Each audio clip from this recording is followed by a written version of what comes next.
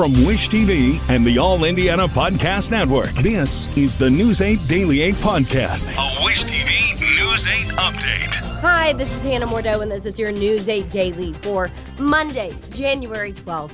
It is going to be a pretty quiet, seasonable day outside. Partly cloudy skies, could be a little breezy. High today will be around 42 degrees, so we're back to that colder weather.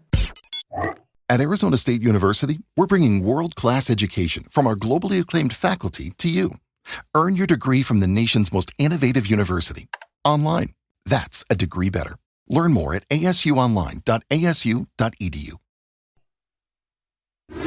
In Cass County, investigators are searching for an inmate they say escaped from the jail on Sunday. Sheriff says 49-year-old Scott Pearson fled after being informed he was being transferred to the Cass County Detention Center for rule violations. Pearson left the facility and drove away in a white 2015 Ford Escape with an Indiana license plate number of DVT492. Sheriff says after leaving the facility, Pearson removed his ankle monitoring device and left it in the 1400 block of Michigan Avenue in Logansport. He's serving a 3-year sentence for having meth. We have a picture of him on wishtv.com. If you see him, you're asked to call the Cass County Sheriff's Office. An Indianapolis neighborhood is reeling after a 2-year-old was killed in a weekend fire. Happened late Saturday night on the city's southeast side on Finley Avenue near Raymond Street and I-65. News 8's Jaden Reeves spoke to people who witnessed the fire. Neighbors I spoke with this evening told me they didn't want to speak on camera out of respect for the family. One neighbor who lived just a couple houses down told me the flames were like nothing they had seen before, and that she witnessed the tragic moment the firefighters carried the boy out of the house. When they got here, they found heavy fire showing from the front of the structure and had reports of entrapment on the second floor. The family of 5 included 2 adults and 3 children, the children being only 4 years old, 2 years old, and a 13-month-old. The family had been in the home for about a year. The parents of the child that was still inside the house reported to firefighters that their child would still be inside the house and where that child was located, which helped firefighters get up, rescue the child, and get the child back outside. The rest of the family, including their dog, were able to escape the fire. The father had attempted to re-enter the house and save the boy with one of their neighbors, but were forced back by the intense smoke. They were downstairs when the smoke detectors initially went off, and the boy was upstairs. The 2 parents that are inside the structure said that they have no idea what could have caused it, but they did have working smoke alarms, which is what activated them to that there was something on the first floor on fire. Firefighters were able to put the fire out in about 10 minutes. When the child was brought out, they started care, and then they took him straight to the hospital. Despite medical efforts, they were unable to save the boy. Investigators believe an electrical issue may have started the fire, but it is still currently under investigation. In studio, I'm Jaden Reeves for Wish TV and wishtv.com. Police in Greenwood have not announced any arrests in a weekend shooting at a birthday party that left 2 people dead and 2 others injured. Happened just after 11:30 Saturday night at a home on Bent Branch Circle Road near Freedom Park. Police say officers found 3 men with gunshot wounds at the scene. 1 was dead. Second man died at Methodist Hospital. Later, police learned another man wounded in the shooting was being treated at another hospital. Investigators say an argument between 2 men at the party led to the gunfire.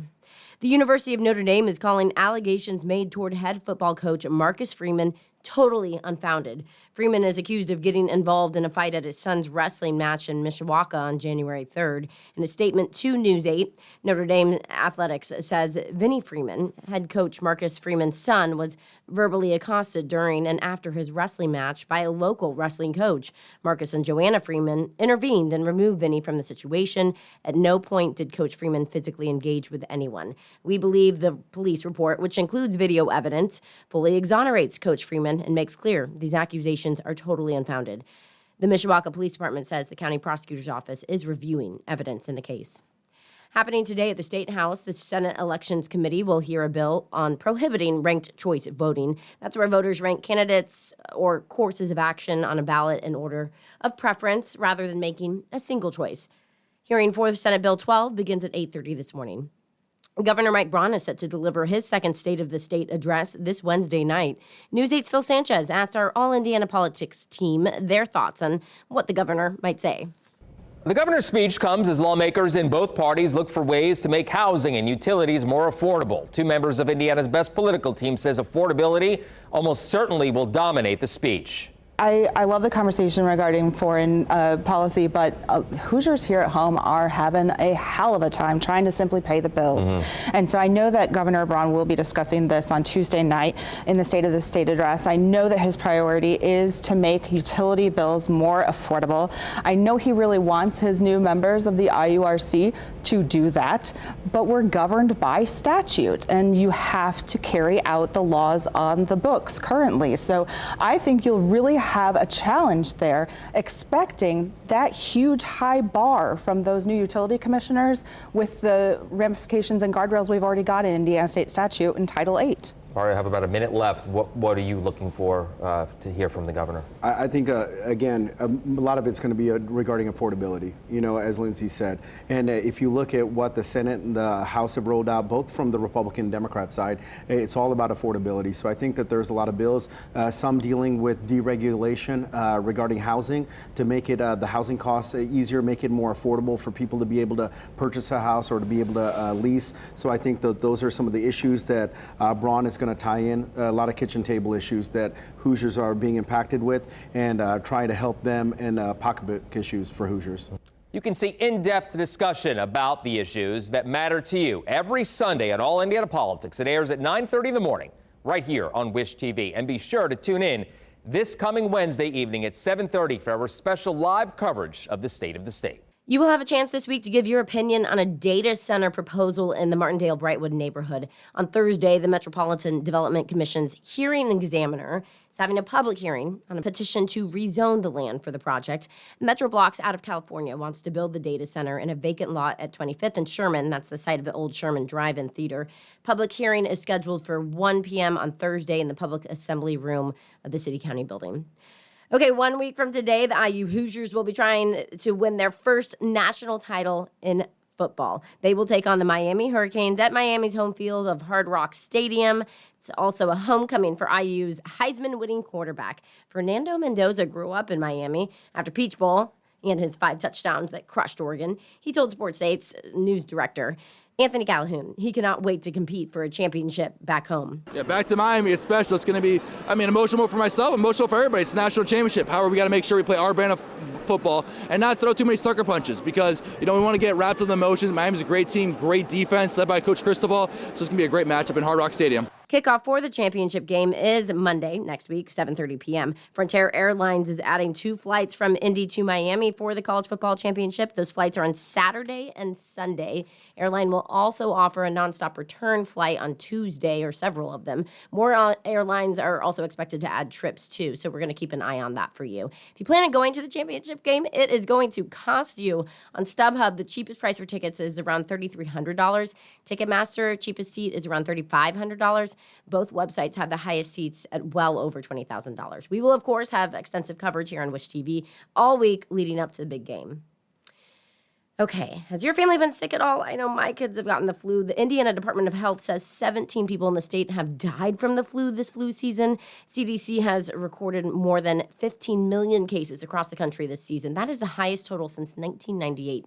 Jen Sullivan spoke to doctors who expect that number to rise. Each night, toys are sanitized as employees at this daycare center in Des Moines, Iowa, try and fight off germs as flu cases in their area surge. We mop the infant room floor twice every night, once with just warm water and once with a sanitation. Nicole Scatino-Talley is the director of the Angelique Christiani Child Development Center. Some of the children here are infants and aren't eligible for the flu vaccine yet. It's recommended for 6 months and older. The Centers for Disease Control and Prevention says children under the age of 2 are at a particularly high risk of developing serious complications from the flu, which is why employees here are taking extra precautions. But this is a nationwide problem. Flu cases across the country have skyrocketed, topping an estimated 15 million. This map from the CDC shows multiple states experiencing high or very high levels of the flu. Roughly 180,000 people have been hospitalized and 7,400 have died. Most of the cases are from a severe strand of influenza A known as subclade K. This subclade K, which is a new strain that probably is not included in the current vaccine. Many healthcare professionals are worried cases will continue to rise. The flu vaccine absolutely prevents severe illness, prevents hospitalizations. The CDC estimates 130 million doses of the vaccine have been distributed nationwide this season, but that covers less than 40% of the U.S. population. I'm Jen Sullivan reporting. Homeland Security Secretary Kristi Noem says she plans to send more immigration officers to the Twin Cities of Minnesota to protect other officers involved in the immigration crackdown. This comes as tensions remain high after an officer killed a woman last week.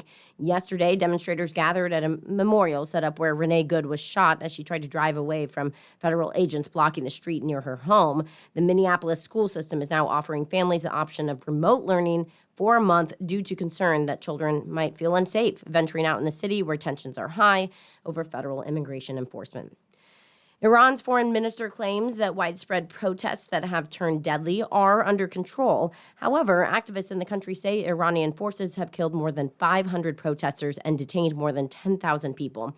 As Reed Binion reports, President Trump is now talking about sending U.S. troops to the region. The death toll is mounting in the nationwide anti-government protests in Iran. Hundreds of people have been killed and thousands arrested.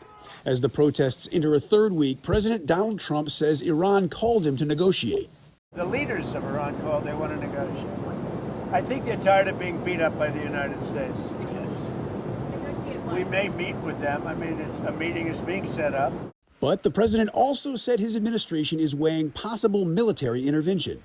We're looking at it very seriously. The military is looking at it, and we're looking at some very strong options. Iranian officials, though, warning American military bases and shipping lanes in the region will be treated as targets for retaliation if the U.S. intervenes militarily. This as outrage, opposition, and grief mount in the streets of Tehran and around the country. Families chanting anti-government slogans as they attend funerals for protesters killed in recent unrest. Protests also taking place in the U.S. Anti-regime demonstrators calling for change. Regime change for Iran. In Los Angeles, authorities detained the driver of a truck that drove through a crowd of anti-Iranian government protesters. Police said one person was struck, but the injuries were not significant. Authorities are working to determine the motive. I'm Reed Binion for Wish TV and WishTV.com. This has been your News 8 Daily from Wish TV. I'm Hannah Mordeau. Watch us on Wish TV and WishTV.com. This is the News 8 Daily 8 podcast, a Wish TV News 8 update on demand. For even more, on demand and on the go. Connect with Wish TV on Facebook at WishTV.com and on the free Wish TV mobile app. Thank you for listening. And be sure to like, subscribe, and follow this podcast for updates every weekday morning on the All Indiana Podcast Network and wherever you get your podcast.